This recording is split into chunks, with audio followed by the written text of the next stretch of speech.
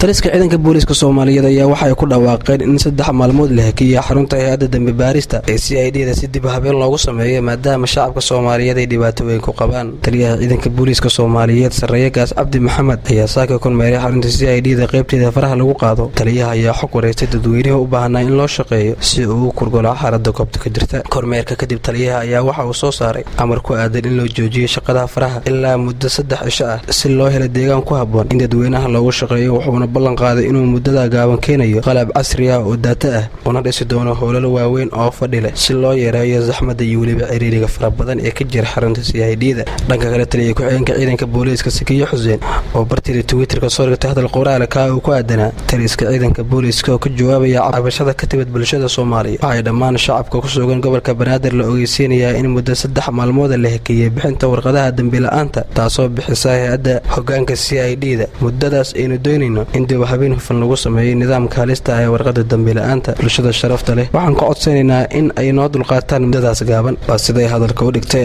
Maalmihii dambe waxaa cabasho ka dhanaa musuqmaasuq laga sheegay xarunta CID-da waxayna arrintan imaanaysaa xilli cabasho ee ka jirtay shacabka taawo ku aadaneen in shaqo xumi baahsan ay ka jirto xarunta CID-da. Cabdilaahi Cabdirasaaq Aadan Casaani, Star TV, Muqdisho.